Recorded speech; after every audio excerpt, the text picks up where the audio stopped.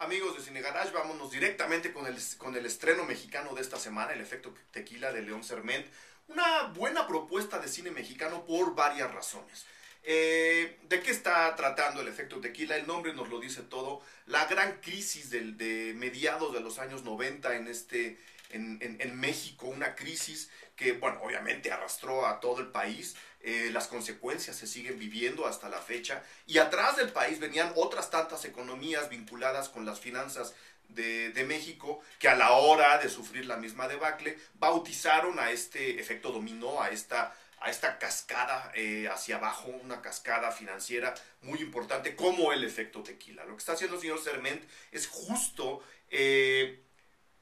recrear el momento histórico, y además el momento histórico que vivió el país y el mundo en ese momento, y además insertar una historia que debería ser, y lo consigue, mínimamente interesante. Es decir, la película pudo haber contado una historia en medio de esta crisis y de esta enorme depresión, no solo económica, sino emocional, que sufrió México en los años 90, y que no le interesara a nadie. Por el contrario, consigue armar una historia que, sin, digamos, darnos o llenarnos de datos financieros históricos que podrían resultar apabullantes, consigue armar una historia muy bien armada alrededor de ella, que en consecuencia consigue una película que camina sola, que va muy bien, que está filmada de una manera muy modesta, pero que a la hora de mostrarnos algunos personajes medio arquetípicos, nos va ejemplificando un poco qué fue lo que ocurrió en ese momento.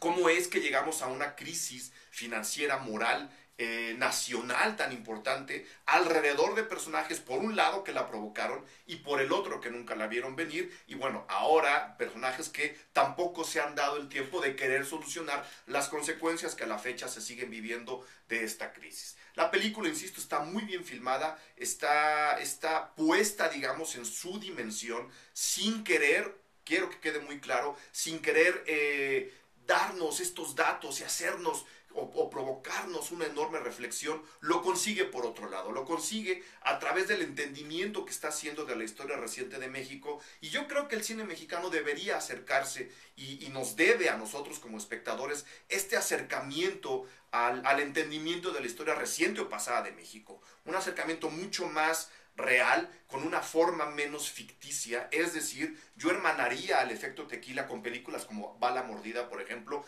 al contrario de otras películas que sí, también están reflexionando sobre México y también están haciendo un entendimiento de lo que ocurre ahora, pero mucho más apegadas a la ficción, como son Somos lo que hay o Abel, por ejemplo, ¿no? Estos para mí serían los dos brazos que el cine mexicano debe tener, y ahora el efecto tequila viene a fortalecer uno de los dos brazos, el de la ficción más directa, el de la ficción que, si bien no está dando personajes reales, sí está ubicado en situaciones que uno puede identificar históricamente en el transcurso de la historia de este país. ¿Cuál es el problema con el efecto tequila? Que al final como que se les bate el arroz, como que queriendo decir, señores, lo que ocurrió fue una enorme tragedia. ¡Bum! La película prácticamente vira, cambia de tono y nos lleva, curiosamente, a una tragedia sin resolver. No les estoy contando el final, porque obviamente no les he dicho de qué trata la película, pero sí creo que un esfuerzo de recreación y de entendimiento histórico como el que lleva la película, digamos, los dos primeros tercios de su transcurso, merecía un final distinto al que nos presenta ahora. Yo creo que se apresuraron, yo creo que sintieron quizá demasiada presión como para, no sé, si no meterse más en el lodazal que todavía no acabamos de limpiar de esa crisis, o simplemente se les vino la estructura abajo. Eso tendríamos que platicarlo con ellos. Yo nada más digo que una película que iba caminando tan bien, que estaba entendiendo su circunstancia de una manera tan interesante, porque es una película interesante, merecía un final mucho más sólido, mucho más trabajado, mucho menos, digamos, explosivo, como lo que nos presentan ahí. Esa sería mi apreciación de la película.